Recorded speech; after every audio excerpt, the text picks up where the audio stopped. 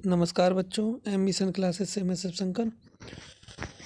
तो आज हम लोग विज्ञान के 20 क्वेश्चन 20 या 21 जो भी हैं हल करेंगे।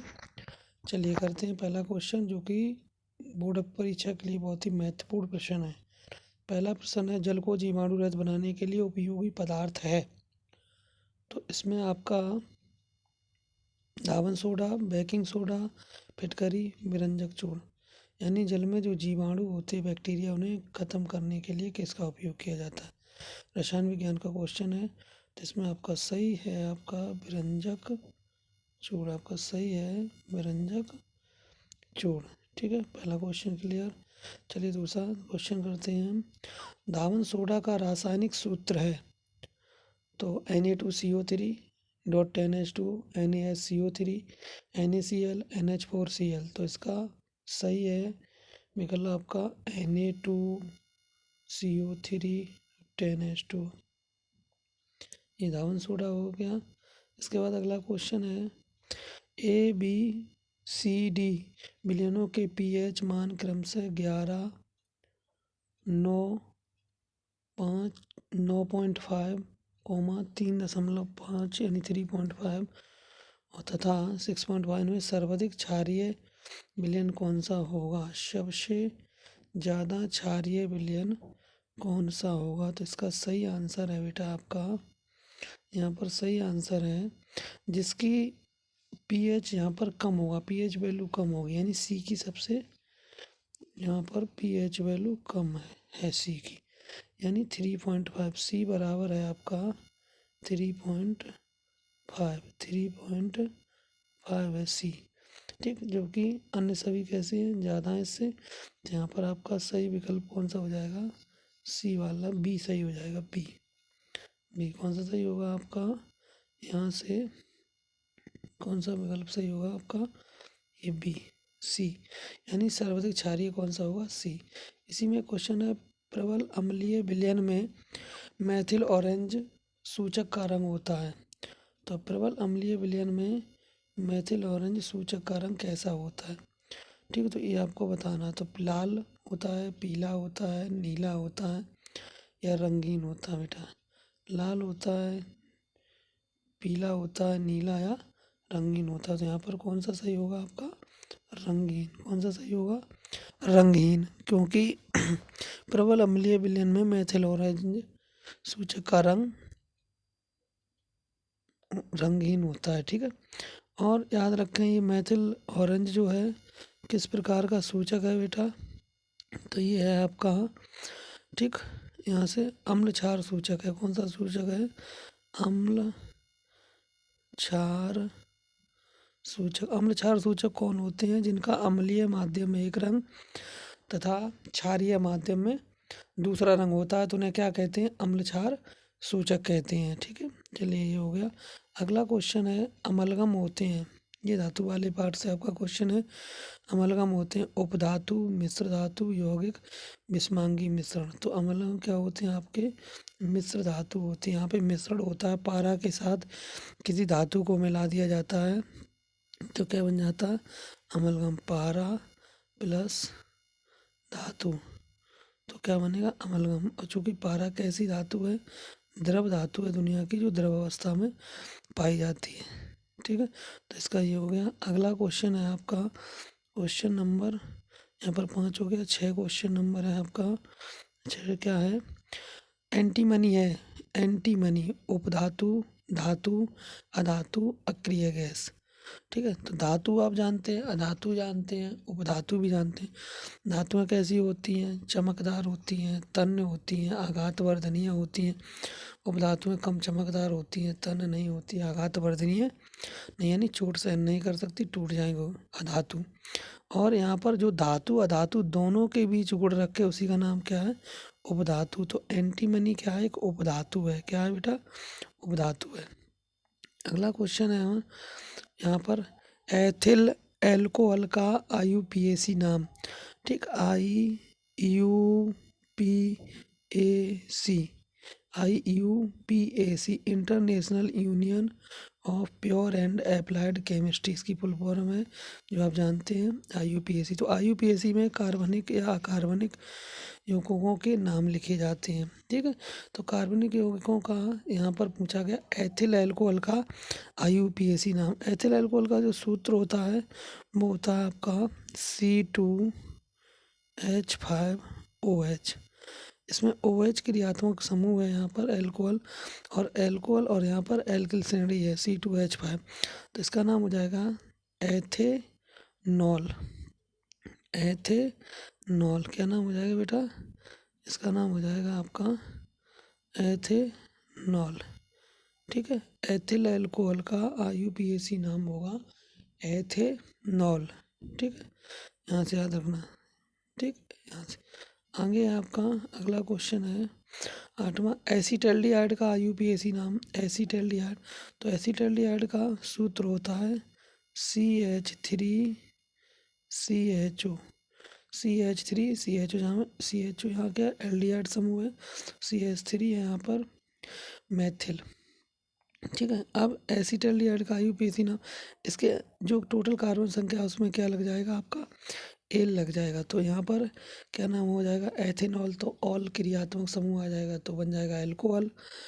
ठीक है, एक है एथेनॉल, एक एथीन, एथाइन। तो यहाँ पर क्या सही है आपका, इसका क्या नाम सही है आपका एथेनल। क्या नाम सही है? एथेनल।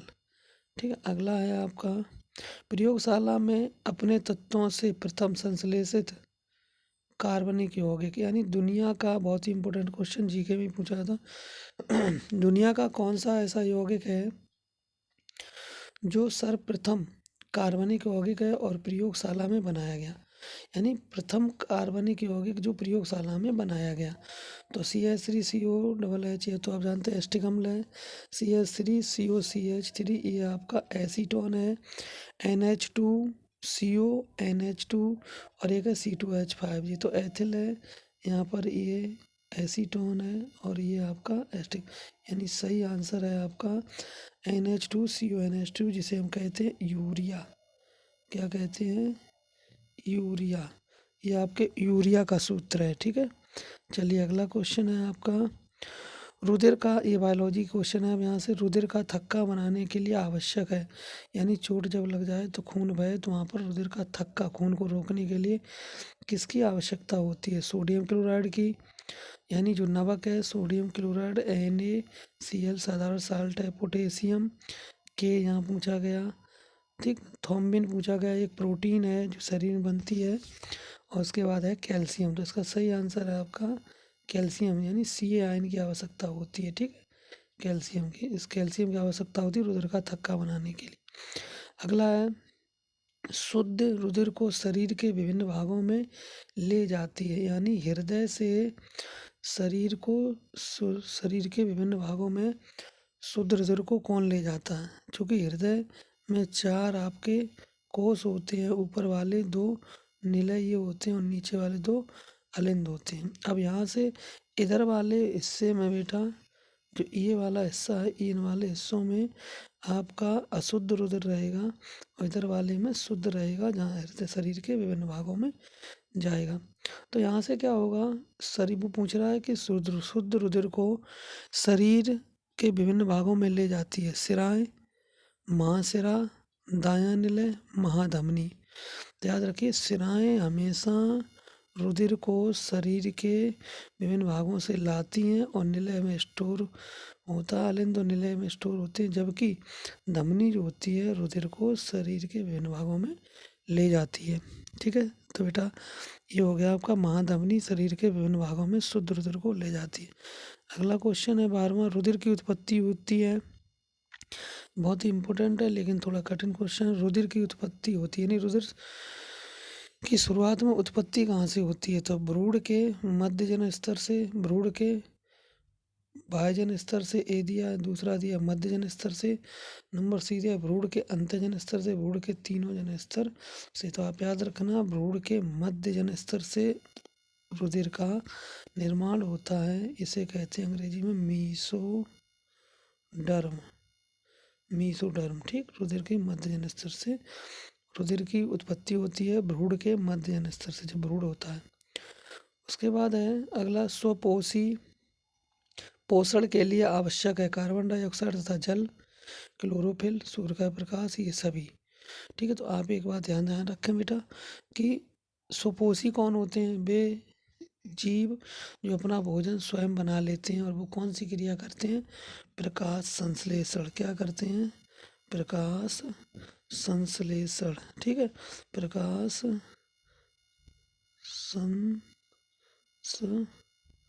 संश्लेषण क्रिया करते हैं। ठीक, और प्रकाश संश्लेषण क्रिया में किसकी किसकी आवश्यकता होती है?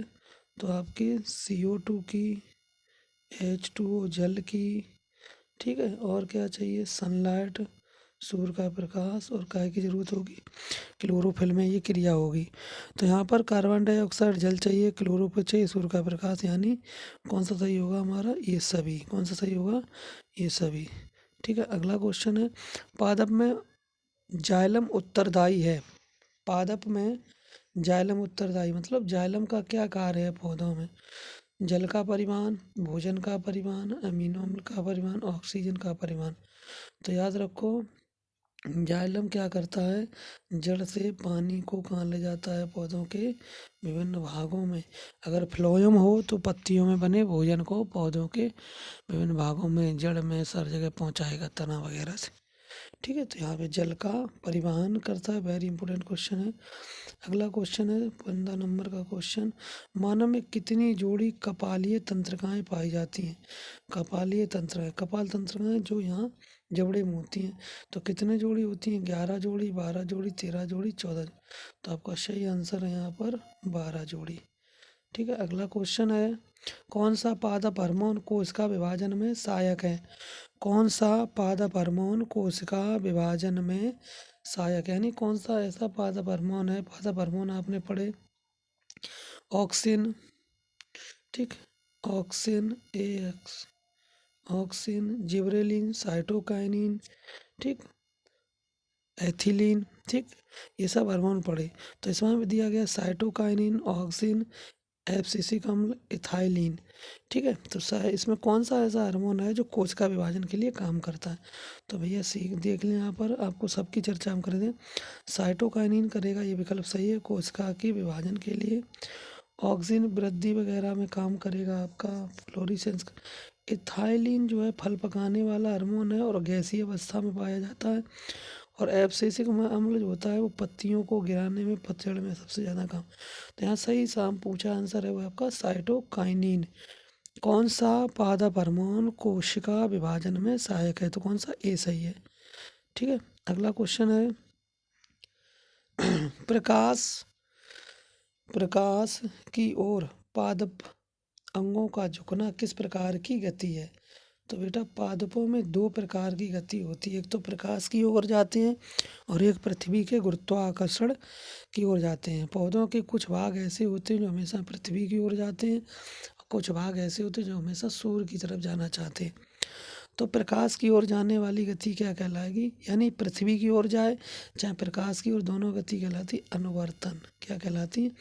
अनुवर्तन गति। जब प्रकाश की ओर जाता है तो प्रकाश अनुवर्तन गति, और जब पृथ्वी या की ओर जाएगा तो गुरुत्वानुवर्तन गति होगा। ठीक है, यहाँ से याद रख लें। अगला क्वेश्चन है 18, क्वेश्चन बहुत ही, हाइड्रा में किस प्रकार का अलैंगिक जनन होता है? हाइड्रा में किस प्रकार का अलैंगिक जनन होता है? तो मुकुलन, पुनरुद्भवन, विखंडन, ए और बी दोनों। तो यहाँ पर मुकुलन भी होता है हाइड्रा में, ये भी होता है और ये भी, यानी विकल्प सही है हमारा ए और बी दोनों। अगला क्वेश्चन है हमारा, निषेचन के बाद पुष्प का कौन सा भाग फल में बदलता है? तो निषेचन के बाद पुष्प के भागों में परिवर्तन आता है ना? तो कौन सा बदलता है? अंडाशय। कौन बदलता है? अंडाशय। अगला क्वेश्चन है बेटा 20वां, नर तथा मादा युग्मक होते हैं, नर तथा मादा युग्मक होते हैं, अगुणित, द्विगुणित, बहुगुणित, इनमें से कोई नहीं। तो हमेशा याद रखो, नर और मादा युग्मक कैसे होते हैं? अगुणित। ठीक है, वैसे सभी कोशिकाओं में 2n होता है, लेकिन युग्मक जो होते हैं केवल n अवस्था में होते हैं, अगुणित होते हैं। ठीक, यानी अगर देखें, अगर किसी में 24 क्रोमोसोम हैं तो युग्मक में केवल कितने होंगे? 12। कितने होंगे? 12, आधे होंगे, इससे आधे। ठीक, इससे आधे होंगे। अगला क्वेश्चन है लास्ट 21वां क्वेश्चन आपका, एक पुष्प के स्त्री केसर के मध्य भाग को कहते हैं। जो पुष्प होता है, पुष्प के कितने भाग होते हैं? एक, ठीक, नर जनांग होता है पुंकेसर, फिर स्त्री केसर, ठीक है, वर्तिकाग्र, वर्तिका, अंडाशय सब मिलके बनाते। तो उसने कहा कि स्त्री केसर के मध्य भाग, यहाँ पर ये पुष्प का ये है, ठीक है। यहाँ से अगर हम सही से बनाएं यहाँ पर, तो ये बनेगा, यहाँ से जो फली होती है उसी को कहते हैं अंडाशय, ठीक है। मध्य भाग उसका स्त्री की तरह मध्य भाग, ये क्या कहलाता है? वर्त, यहाँ पर वर्तिकाग्र या वर्तिका, तो क्या कहलाएगा? वर्तिका कहलाएगा। क्या कहलाएगा? वर्तिका कहलाएगा। क्या कहलाएगा बेटा? वर्तिका कहलाएगा, वर्तिका, ठीक है। तो चलिए बेटो, आज हम लोगों ने ये 20 या 21 क्वेश्चन किए, और कोशिश करेंगे कि रोज़ कुछ ना कुछ श्रृंखला चलती रहे, जिससे 100-200 क्वेश्चन या जो भी हो जाए, जिससे विकल्पी क्वेश्चन आपके पूरे हो जाएंगे विज्ञान के। बहुत बहुत धन्यवाद वीडियो देखने के लिए। Thank you.